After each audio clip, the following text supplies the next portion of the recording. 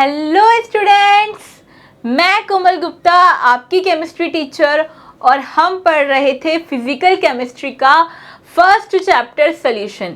भाई सॉल्यूशन में हमने vapour pressure, ideal gas, non ideal gas, इन सब की बात कर ली थी और आज हम बात करने जा रहे हैं कॉलिगेटिव प्रॉपर्टीज़ की। और भाई ये बहुत इम्पॉर्टेंट टॉपिक है, यहाँ से क्वेश्चन आना तो 100% श्योर है। तो कॉलिगेटिव प्रॉपर्टीज़ की बात हम पहले भी कर चुके हैं, आज फिर से हम इनको डिटेल में पढ़ेंगे। तो कॉलिगेटिव प्रॉपर्टीज़ होती क्या है भाई? ये जो प्रॉपर्टीज़ होती हैं सॉल्यूशन की, सिर्फ एक ही चीज़ पे डिपेंड करती हैं, properties of solution which depends only on the number of solute particles. किस पे डिपेंड करती है? Only on the number of solute particles, कि कितने आपके सोल्यूट के पार्टिकल्स अपनी रिएक्शन में पार्टिसिपेट कर रहे हैं। अब उसे कोई फर्क नहीं पड़ता कि उसका नेचर कैसा है, and does not depend on the nature of solute particles. कोई फर्क नहीं पड़ेगा नेचर कैसा है, चाहे ग्लूकोज ले लो, सॉइल ले लो, यूरिया ले लो, सुक्रोज ले लो, आप कोई भी पार्ट ले सकते हो, कोई भी सोल्यूट ले सकते हो। तो ये बात है भाई कॉलिगेटिव प्रॉपर्टीज़ की, और हम इस बात को प्रूफ भी करेंगे। अब अगली जो बात ये है कि इतनी कॉलिगेटिव्स हमें यहाँ पे पढ़नी है। तो हमें कौन कौन सी कॉलिगेटिव प्रॉपर्टीज़ यहाँ पढ़नी है? 4। Relative lowering in vapour pressure, इसकी बात हम कर चुके हैं। नेक्स्ट है depression in freezing point, elevation in boiling point and osmotic pressure. 4 colligative properties हमारे पास हैं। तो फर्स्ट कौन सी है भाई? Relative lowering in vapour pressure. इसकी बात जो है हम ऑलरेडी कर चुके हैं। हमने ये बात कहाँ पे की थी मैं आपको बताती हूँ भाई। हमने लिखा था PA is equals to P0A XA। फिर मैंने बोला आपको कि भाई XA जो होता है वो क्या होता है? XA plus XB।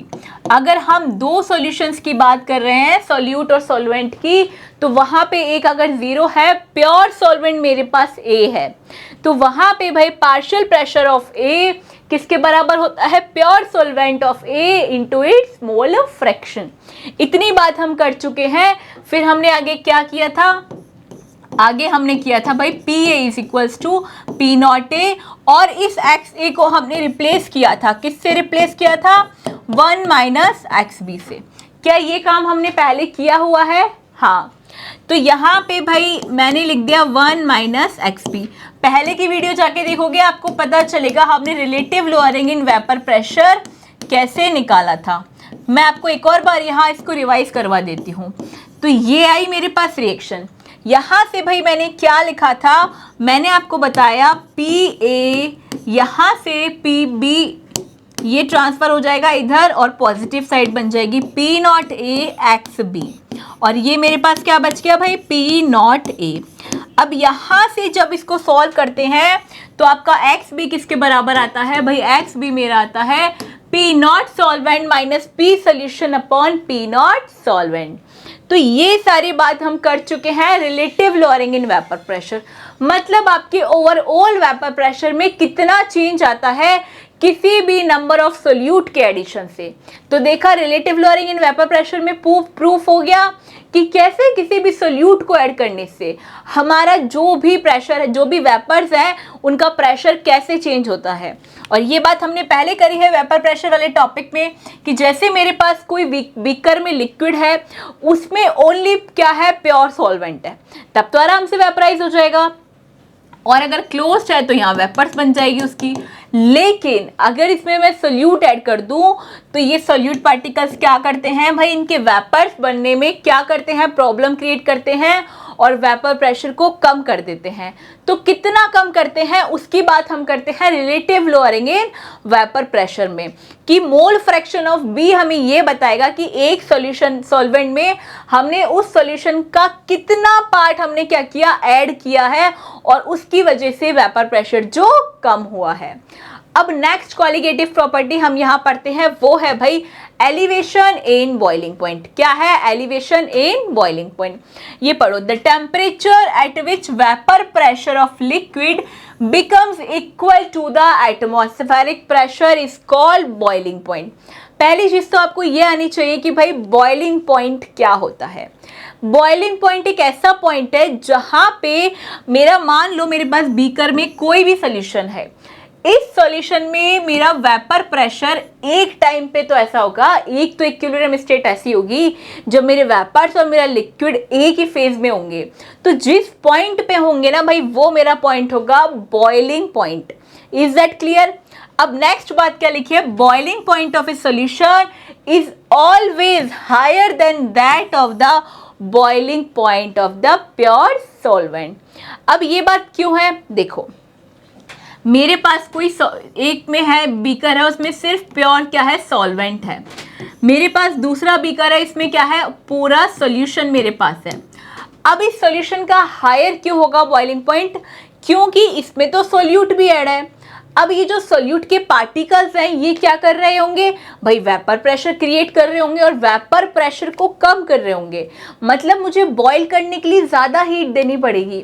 जैसे तुम एक एग्जांपल लो, मेरे पास भाई एक बीकर है, इसमें है ओनली वाटर, क्या है भाई, ओनली प्योर वाटर मेरे पास है, H2O के मॉलिक्यूल्स हैं।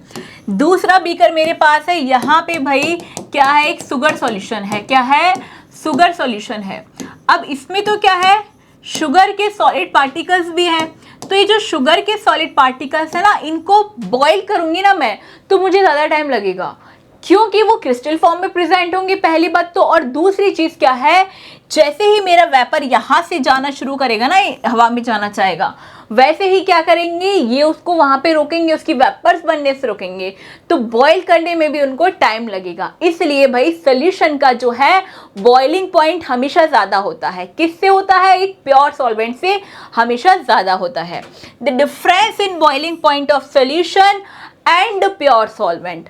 अब ये जो इनके बीच में कितना डिफरेंस क्रिएट हुआ है, इसी की बात करते हैं हम, कहाँ पे, एलिवेशन इन बॉइलिंग पॉइंट के अंदर। अब देखो हम एक ग्राफ से समझते हैं। जैसे मेरे पास भी कोई ग्राफ है, यहाँ हमने क्या किया भाई, मैंने लिया इधर तो क्या ले लिया, प्रेशर ले लिया। बार एटीएम किसकी यूनिट होती है, प्रेशर की। उधर मैंने ले लिया वेपर प्रेशर, इधर मैंने ले लिया टेम्परेचर। अब मैंने जब ये ग्राफ बनाना शुरू किया तो क्या हुआ था भाई, ये है वेपर प्रेशर और ये है मेरा कोई टेम्परेचर इन केल्विन। अब क्या हुआ, किसी एक पॉइंट पे मेरे प्योर सॉल्वेंट का क्या है, ये है भाई प्योर सॉल्वेंट का वेपर प्रेशर। तो प्योर सॉल्वेंट का वेपर प्रेशर कैसा है, जैसे जैसे मैं टेम्परेचर को इंक्रीज कर रही हूँ वैसे वैसे क्या है, मेरा वेपर प्रेशर बढ़ रहा है। ठीक है, टेम्परेचर यहाँ पे कितना था, यहाँ पे कितना है, बढ़ता जा रहा है, तो मेरा वेपर प्रेशर भी भाई बढ़ता जा रहा है हर बार, जैसे यहाँ बढ़ा यहाँ बढ़ा। अब अगली बार मैंने क्या किया भाई, यहाँ पे मैंने वेपर प्रेशर सॉल्वेंट का लिया है। अब मैंने क्या किया, इस सॉल्वेंट को सोल्यूशन बना दिया, कोई सॉलिड पार्टिकल सोल्यूट ऐड कर दिए, नंबर ऑफ सोल्यूट मैंने इसमें ऐड कर दिए। अब ये जो नंबर ऑफ सोल्यूट मैंने ऐड करे, ये जो सोल्यूशन बना है, तो इसका वेपर प्रेशर क्या हो जाएगा, कम, क्योंकि सोल्यूट पार्टिकल्स क्या करते हैं, वेपर प्रेशर कम करते हैं, क्या करते हैं, हमारे लिक्विड को बॉयल ही नहीं होने देते, तो इसकी वजह से इसका वेपर प्रेशर इस सॉल्वेंट से तो थोड़ा कम ही आएगा। तो यहाँ पे भाई ये जो चेंज आया है इन दोनों के बीच में, ये जो चेंज आता है इसको हम क्या बोलते हैं, इसी को बोलते हैं एलिवेशन पॉइंट, इसको बोलते हैं बॉइलिंग पॉइंट। देखो ये मेरा क्या है, सॉल्वेंट है, और यहाँ पे मेरा सोल्यूट का क्या आया, जो टेम्परेचर अब आया है, यहाँ पे इसकी वेपर्स बननी शुरू हुई है। तो हम अभी इसी की बात कर रहे थे। तो ये जो चेंज है ना इसमें और इसके अंदर, इसी चेंज को क्या बोलते हैं, डेल्टा टीवी। क्या बोलते हैं भाई, डेल्टा टीवी। ये हुआ मेरा टीबी नॉट, प्योर सॉल्वेंट का क्या है, वेपर प्रेशर। ये क्या है, ये वो टेम्परेचर है जहाँ पे मेरे सोल्यूशन ने क्या किया, वेपर्स बनना शुरू किया, और इनका जो डिफरेंस है ये है भाई डेल्टा टीवी। तो ये जो चेंज है ना डेल्टा टीवी, ये ही क्या है, हमारा एलिवेशन इन बॉइलिंग पॉइंट में जो टेम्परेचर चेंज आया है, ये वो टेम्परेचर चेंज है। तो हम इसको ऐसे भी लिख सकते हैं, डेल्टा टीबी इस क्या है, डिफरेंस है किसका, दो टेम्परेचर्स का, सॉल्यूशन और हमारे प्योर सॉल्वेंट के टेम्परेचर चेंज का। अब हमारा डेल्टा टीवी क्या है भाई, डेल्टा टीवी किसके डायरेक्टली प्रोपोर्शनल है, ये उस टर्म की डायरेक्टली प्रोपोर्शनल है जो क्या है भाई, नंबर ऑफ मोल्स ऑफ, ऐसे नंबर ऑफ मोल्स जो हमने ऐड करे हैं हमारे सोल्यूशन में, और वो किसके मोल है, सोल्यूट के, और कैसे हैं, नॉन वोलेटाइल सोल्यूट हमने ऐड किया है हमारे सॉल्यूशन में, अपॉन में मास ऑफ सॉल्वेंट। तो ये होता है डेल्टा टीवी। अब यहाँ पे भाई हम इस कांस्टेंट को लेते हैं क्या, के, delta T B is equals to K B M. Elevation in boiling point के लिए हमने ले लिया बी। अब ये जो के बी है इसको क्या बोलते हैं, एलिवेशन कांस्टेंट। क्या बोलते हैं, एलिवेशन कांस्टेंट, या क्या बोलते हैं, सुनो मेरी बात ध्यान से, इसको बोलते हैं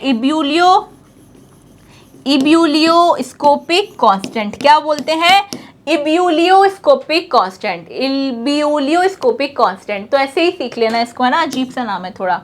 तो इब्यूलियोस्कोपिक कांस्टेंट होता है हमारा केबी।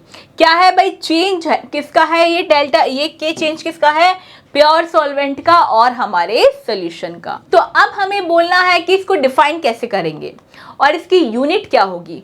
देखो यहाँ पे पहली बात तो केवी किस पे डिपेंड करता है, ओनली ऑन द सॉल्वेंट। किस पे डिपेंड करता है, सॉल्वेंट पे। और इसकी यूनिट क्या होगी, देखो क्या था ये, के बी एम, किसके इज इक्वल्स टू टी के।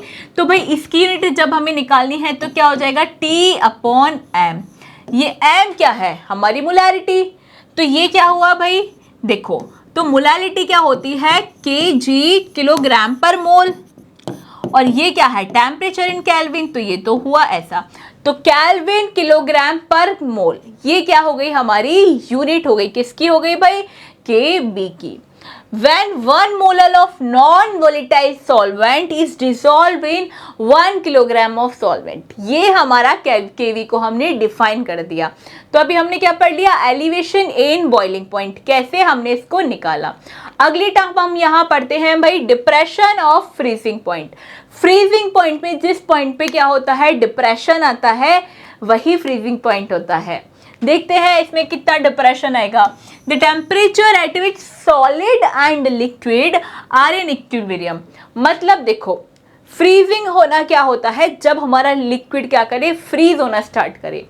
तो एक ऐसा टेम्परेचर आएगा, एक ऐसा पॉइंट आएगा जहां पे हमारा जो लिक्विड है वो जस्ट क्या होगा, सॉलिड में कन्वर्ट होना शुरू होगा। कोई तो एक ऐसा इंस्टेंट आएगा, उसी को क्या बोलते हैं, freezing point. It has been found that the freezing point of a solution is always lower than that of the freezing point of the pure solvent. अब देखो यहाँ बात उल्टी है, फ्रीजिंग पॉइंट किसी सॉल्यूशन का कम होता है। क्यों होता है, क्योंकि उसमें नंबर ऑफ सोल्यूट पार्टिकल्स हैं, और वो सोल्यूट पार्टिकल्स क्या करेंगे, जो हमारा लिक्विड है उसको कम कर रहे हैं। तो उसकी वजह से यहाँ पे सॉल्यूशन का फ्रीजिंग पॉइंट कम हो जाता है, जबकि सॉल्वेंट का फ्रीजिंग पॉइंट ज़्यादा हो जाता है। The difference between freezing point of pure solvent and freezing point of solution is called freezing point. जैसे हमारा एलिवेशन क्या था, एलिवेशन इन बॉइलिंग पॉइंट था हमारा difference in the temperatures of liquid and हमारे वेपर के बीच में। यहाँ क्या है, एक ऐसा सॉल्यूशन, एक ऐसा टेम्परेचर जहाँ हमारे प्योर सॉल्वेंट और किसका, हमारे सॉल्यूशन के बीच में जो टेम्परेचर डिफरेंस आएगा फ्रीज होने का, उसको हम क्या बोलेंगे, फ्रीजिंग पॉइंट। तो फ्रीजिंग पॉइंट को किससे डिनोट करते हैं भाई, इसको डिनोट करते हैं डेल्टा टी एफ से। क्या होता है, change in temperature between solution and pure solvent. ये क्या है, किसके इक्वल है भाई, ये मोलैरिटी ऑफ सॉल्यूशन के डायरेक्टली प्रोपोर्शनल है। जैसे हमने वहां पे प्रोपोर्शनलिटी को किसके बराबर किया था, के बी के, वैसे यहाँ हम लिखते हैं इसको के एफ। बी मतलब बॉइलिंग पॉइंट, एफ मतलब फ्रीजिंग पॉइंट। ये क्या है, ये हमारा फ्रीजिंग कांस्टेंट है, या क्या और बोलते हैं इसको हम बोल सकते हैं क्रायोस्कोपिक कांस्टेंट। क्या बोलते हैं, क्रायोस्कोपिक कांस्टेंट। किसकी मल्टीप्लिकेशन में होता है, ये मोलैरिटी। तो इसकी, और ये क्या भी होता है, number of moles of non volatile solute upon में मास ऑफ सॉल्वेंट, किस में, केजी में। तो डेल्टा टीएफ इसके भी डायरेक्टली प्रोपोर्शनल होता है। अब देखते हैं ये केएफ किस पे डिपेंड करता है। भाई केएफ सिर्फ और सिर्फ हमारे सॉल्वेंट पे डिपेंड करता है। इसकी यूनिट भी क्या होगी भाई, केल्विन केजी पर मोल। इसको हम डिफाइन कैसे कर सकते हैं, when 1 molar of non volatile solute is dissolved in 1 kg of solvent. जब हमारा कोई भी 1 molar of non volatile solute किसमें डिसॉल्व होगा, 1 kg ऑफ सॉल्वेंट में।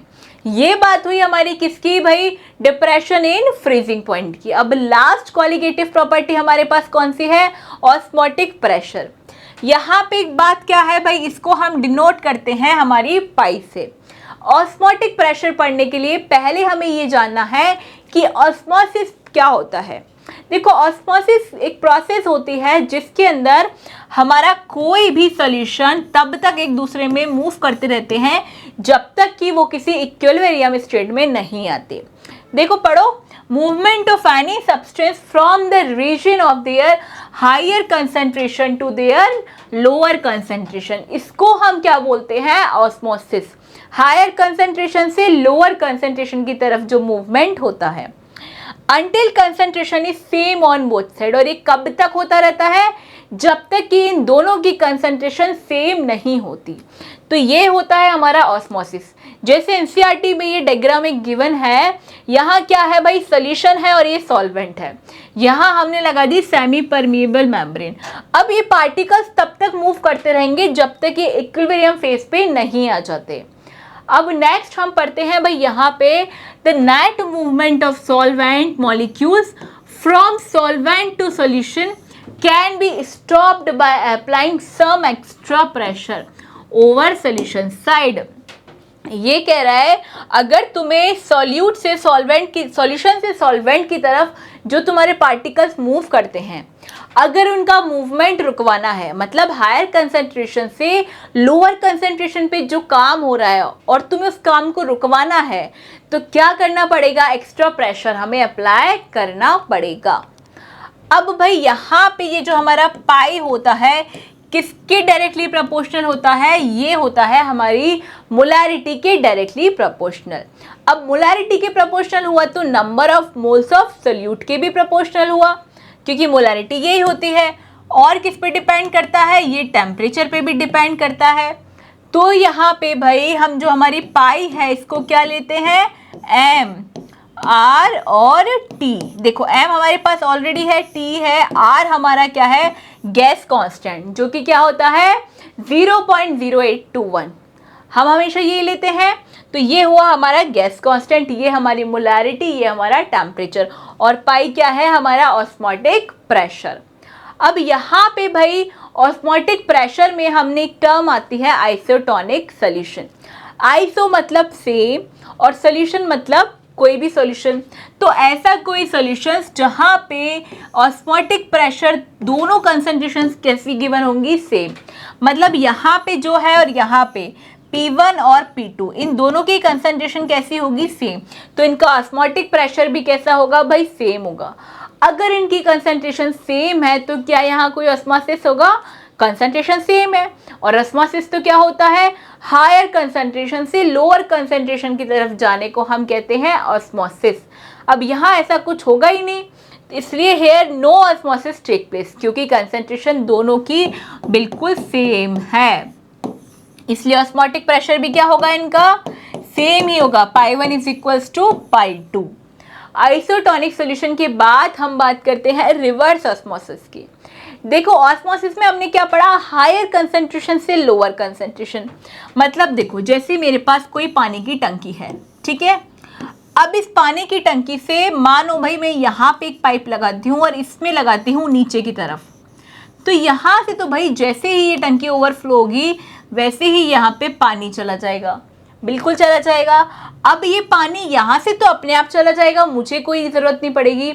लेकिन जब मुझे नीचे से पानी ऊपर भेजना पड़ेगा तब मुझे कोई प्रेशर अप्लाई करना पड़ेगा। जैसे कि हमारे घर पे नल आते हैं तो ऊपर से तो नीचे तुम आराम से पानी क्या कर सकते हो, फेंक सकते हो, लेकिन नीचे से टंकी में ऊपर पानी चढ़ाने के लिए हमें क्या चालू करनी पड़ती है, एनर्जी देनी पड़ती है, मोटर चलानी पड़ती है। तो हम क्या कर रहे हैं, एनर्जी दे रहे हैं, इलेक्ट्रिकल एनर्जी दे रहे हैं। तो वो क्या हुआ, रिवर्स ऑस्मोसिस। जैसे हमारा आरओ काम करता है, हम क्या करते हैं, हमारे आरओ में भाई ऐसे फिल्टर्स लगे रहते हैं जो कि ऐसे सॉल्वेंट को रोकते हैं जो आना जाता है। हम उन सॉल्वेंट को रोकने के लिए एक प्रेशर अप्लाई करते हैं और उन सॉल्यूट पार्टिकल्स को सॉल्वेंट को भेजना चाहते हैं जो हमारा काम का है, इसलिए हम वहाँ क्या करते हैं भाई, वहाँ पे हम प्रेशर अप्लाई करते हैं। ये एक नॉन स्पॉन्टेनियस प्रोसेस है क्योंकि खुद से नहीं होता, एनर्जी अप्लाई करनी पड़ती है। We apply some more pressure on solution side then the solvent particles will move from solution to solvent side. मतलब हमें क्या करना पड़ेगा, एक्स्ट्रा प्रेशर अप्लाई करना पड़ेगा। इस पे क्या काम करता है, हमारा वाटर फिल्टर आरओ जो होता है वो इसी पे काम करता है, रिवर्स ऑस्मोसिस पे। जैसे मेरे पास सॉल्ट वाटर है, मतलब मान लो तुम्हारी टंकी वाला पानी जो घर पे आता है, हमारे घर पे आरओ लग रहा है, मतलब हमारे घर पे सेमी परमिएबल मेम्ब्रेन लग रही है, फिल्टर लग रहा है। अब इस फिल्टर से मुझे पानी इधर फ्लो करवाना है और इन सॉल्यूट पार्टिकल्स को मुझे रोकना है। तो इसके लिए मैं क्या करूँगी, सॉल्वेंट के फ्लो के लिए मैं यहाँ पे प्रेशर अप्लाई करूँगी, कितना कि सॉल्वेंट मूव करे पर ये सॉल्यूट पार्टिकल्स मूव नहीं करने चाहिए। और ये सेमी परमिएबल मेम्ब्रेन भी ऐसी लगाऊंगी, स्पेसिफिक मेम्ब्रेन लगाऊंगी कि वहाँ से सिर्फ और सिर्फ वाटर मॉलिक्यूल फिल्टर हो। ये जो अलग पार्टिकल्स है इनका फिल्टर मुझे नहीं चाहिए। अदरवाइज तो हम क्या करते, फिल्ट्रेशन प्रोसेस हम किसी कपड़े से भी कर सकते थे ना, कपड़े से छान लो पानी और पी लो, फिर क्यों हम उसमें फिल्टर लगाते। तो हमने फिल्टर क्यों लगाया, क्योंकि हमें पर्टिकुलर क्या चाहिए, सॉल्वेंट और पर्टिकुलर एटम्स मॉलिक्यूल वहाँ से फिल्टर चाहिए। आई बात समझ में, हमने कैसे ऑस्मोसिस पढ़ा, रिवर्स ऑस्मोसिस पढ़ा। तो आज की क्लास में हमने सारी कॉलिगेटिव प्रॉपर्टीज पढ़ ली। कौन कौन सी पढ़ी थी, एक और बार रिवाइज करते हैं। Relative lowering in vapour pressure, depression in freezing point, elevation in boiling point and osmotic pressure. और बच्चों कॉलिगेटिव प्रॉपर्टी से क्वेश्चन 100% एग्जाम में आता ही आता है, चाहे न्यूमेरिकल बेस्ड चाहे थ्योरेटिकल बेस्ड, पर क्वेश्चन तो आता है यहाँ से। अब मिलते हैं हम अगली क्लास में और सॉल्यूशन की लास्ट क्लास में। तब तक के लिए पढ़ते रहिए, हंसते रहिए। Thank you.